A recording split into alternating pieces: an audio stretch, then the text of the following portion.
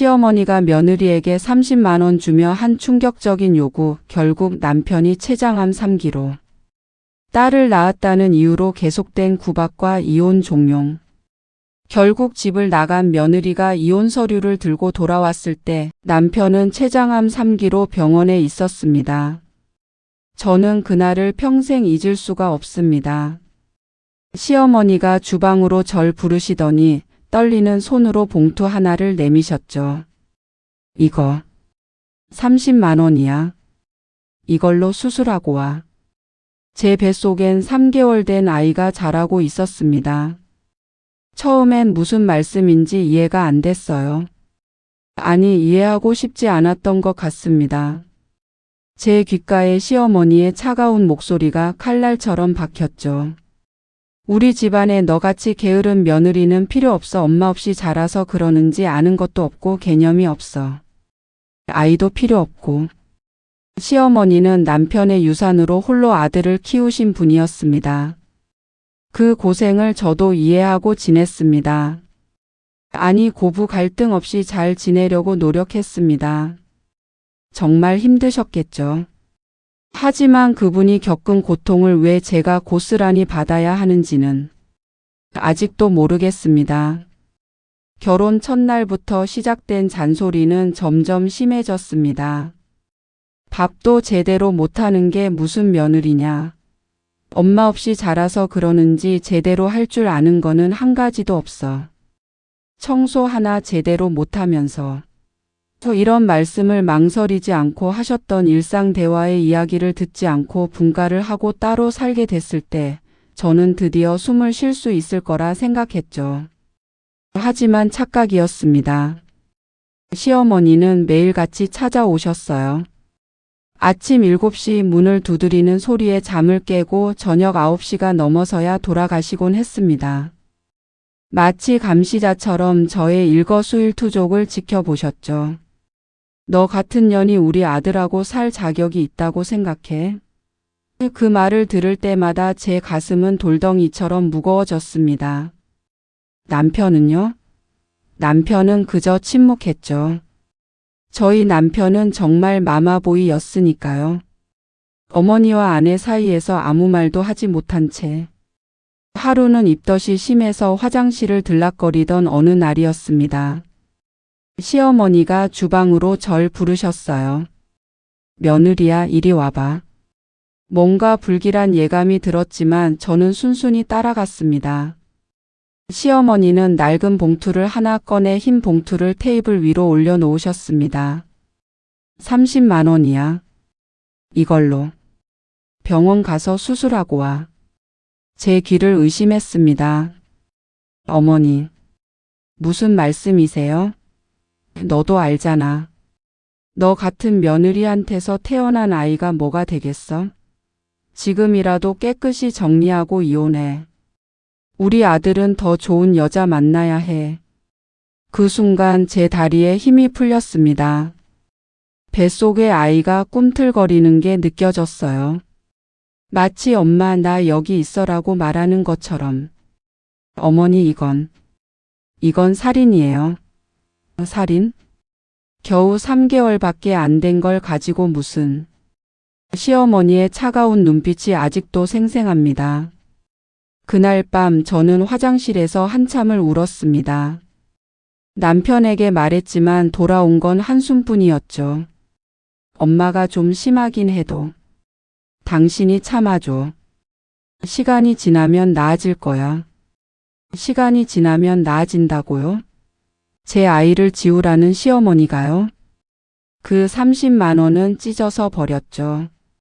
시어머니의 눈총을 받으며 저주에 가까운 말들을 들으며 저는 10달을 버텼습니다. 그리고 딸을 낳았어요. 예쁜 우리 딸. 처음 품에 안았을 때의 그 따스함을 잊을 수가 없습니다. 하지만 시어머니의 첫마디는 딸이라니. 쯧쯧. 우리 집안대를 이을 손자를 낳아야지 딸은 뭐하러 낳아. 산후조리도 제대로 못했습니다. 시어머니는 매일같이 와서 잔소리를 퍼부으셨어요.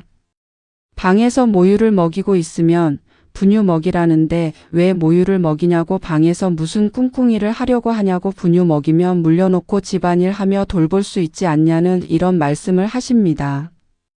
딸 키워봤자 뭐해. 시집 가면 남의 집 사람이 되는데. 둘째는 꼭 아들 낳아야 해. 알았지? 아이가 울면 엄마가 못나서 그래 라고 하시고 젖을 먹이면 젖도 제대로 안 나오는 것 같다고 하시고. 참다 못한 제가 말했습니다. 어머니 제발 저희 좀 내버려 두세요. 그러자 시어머니는 아들에게 전화를 걸었죠. 야, 네 마누라가 시어미한테 대들어. 이런 며느리하고 어떻게 사니? 당장 이혼해. 이혼. 이혼. 시어머니의 입에서 그 단어가 나오지 않는 날이 없었습니다. 저런 못난 며느리하고 왜 사니? 다시 좋은 여자 만나서 아들 낳아야지. 저 여자가 너한테 뭘 해줬어? 남편도 점점 지쳐갔습니다. 저를 바라보는 눈빛이 변하기 시작했죠. 사랑했던 눈빛은 온데간데 없고 피곤함만 가득했습니다. 당신도 엄마 말이 맞다고 생각해? 제가 물었을 때 남편은 대답하지 않았습니다. 그 침묵이 답이었죠. 더는 못 참겠더라고요. 아이를 안고 집을 나왔습니다. 친정엄마는 이미 돌아가시고 갈 곳이 없었어요. 작은 고시원에 들어가 아이와 함께 지냈죠. 이혼 서류를 준비했습니다. 양육비라도 받아서 아이를 키워야겠다고 생각했어요. 이혼 서류를 들고 집을 찾아갔습니다. 남편에게 전화했지만 받지 않더라고요. 직접 가서 마무리하자고 생각했죠. 문을 열고 들어서니 시어머니만 계셨습니다. 어머니 남편은요? 왜 계속 전화하는데 통화가 안 되는 거예요? 시어머니의 얼굴이 굳어 있었어요. 평소와 다른 모습에 뭔가 불길했죠. 병원에 있어. 병원이요? 무슨 일이? 췌장암 3기야. 귀를 의심했습니다. 췌장암이라니? 3기라니? 언제부터? 내가 나간 직후에 쓰러졌어. 검사해보니 이미 3기까지 진행됐대. 그 순간 제 손에 들린 이혼 서류가 천근만근처럼 무거워졌습니다. 그런데 말이야. 시어머니가 제 앞으로 다가오셨어요. 내가 간병해줘야겠어. 간병이요? 어머니가 저한테 그런 걸 요구하실 자격이 있으세요? 제가 물었습니다. 시어머니의 눈이 흔들렸죠. 그래도 부부 아니니? 부부요? 어머니가 매일 이혼하라고 하셨잖아요. 침묵이 흘렀습니다. 시어머니는 한숨을 쉬더니 말했어요. 그래. 내 말이 맞아. 미안하다. 내가 너무 심했어. 처음 들어보는 사과였습니다. 하지만 이미 너무 늦었죠. 간병해 드릴게요. 제가 말했습니다. 시어머니의 얼굴에 안도감이 번졌죠. 하지만 저는 조건을 달았습니다. 대신 매달 간병비 500만 원 주세요. 뭐? 500만 원? 제 인생 날려가며 간병하는 거예요. 그 정도는 받아야죠. 아니면 이혼하고 저는 제 갈 길 가겠습니다. 시어머니는 결국 고개를 끄덕이셨어요. 병실에서 남편을 다시 만났습니다. 암투병으로 많이 야윈 모습이었어요. 그런데도 제 가슴 한편이 아팠죠. 미웠지만 그래도 한때는 사랑했던 사람이니까요. 왜 왔어? 남편이 힘없이 물었습니다. 어머니가 간병 부탁하셨어요. 월 500만 원에 합의했고요. 남편의 눈이 커졌습니다. 500만 원? 엄마가 그걸 승낙했다고?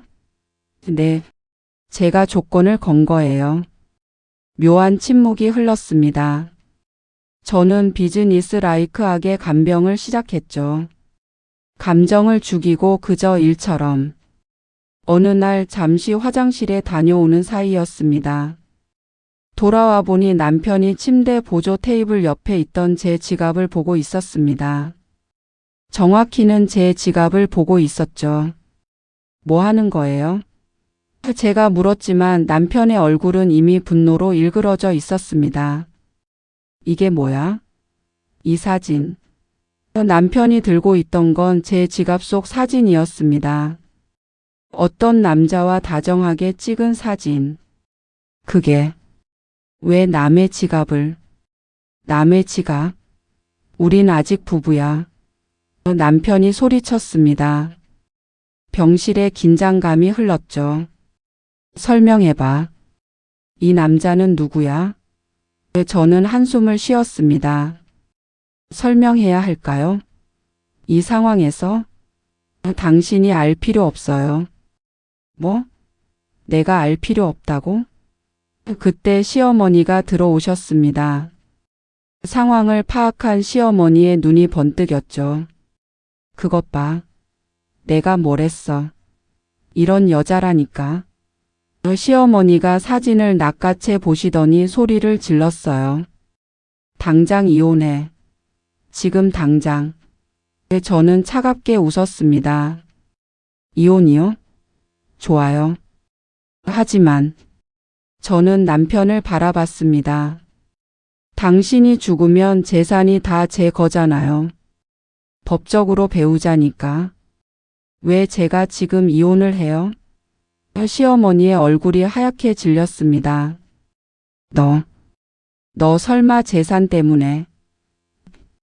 어머니가 저한테 가르쳐 주신 거예요. 모든 건 계산적이어야 한다고. 감정은 사치라고. 남편이 괴로워하며 물었습니다. 그 남자는 정말 누구야? 저는 지갑에서 사진을 다시 꺼내 들었습니다. 이 사람요? 어머니 때문에 집을 나와서 갈 곳이 없을 때 저와 딸아이를 받아준 은인이에요. 제 사촌 오빠. 사촌. 오빠? 네. 미국에서 사업하다가 잠시 한국에 온 오빠예요. 저희를 불쌍히 여겨서 임시로 지낼 곳을 마련해줬죠. 이 사진은 오빠가 다시 미국으로 떠나기 전에 찍은 거고요. 침묵이 흘렀습니다. 하지만 아시죠? 제가 설명해야 할 의무는 없어요. 당신들이 저를 어떻게 대했는지 기억하세요. 3개월 후 남편은 세상을 떠났습니다. 마지막 순간까지 저는 곁에 있었어요. 500만 원이라는 계약 때문이 아니라 한때 사랑했던 사람이었으니까요. 미안해. 남편의 마지막 말이었습니다. 시어머니는 재산 문제로 소송을 걸었지만 법은 제 손을 들어줬죠. 배우자의 상속권은 절대적이니까요. 하지만 저는 모든 재산을 포기했습니다. 딸아이의 양육비와 학자금만 따로 신탁을 만들고 나머지는 시어머니께 돌려드렸어요. 왜 이러는 거야? 시어머니가 물으셨을 때 저는 이렇게 답했습니다. 어머니도 혼자 아들을 키우셨잖아요. 얼마나 힘드셨을지 이제야 알 것 같아요. 저도 이제 혼자 딸을 키워야 하니까요. 시어머니의 눈에서 눈물이 흘렀습니다. 미안하다. 정말 미안하다. 저는 딸의 손을 잡고 병원을 나왔습니다. 새로운 시작이었죠. 돈보다 중요한 건 딸아이가 엄마를 보고 배우는 거예요. 증오와 복수가 아닌 용서와 화해를 배우기를 바랍니다. 하지만 가끔, 정말 가끔은 그 차가웠던 시어머니의 눈빛이 떠올라요. 30만 원이 든 봉투를 건네던 그 손이. 그리고 생각합니다. 용서는 했지만 잊지는 못할 거라고. 평생 잊지 못할 거라고.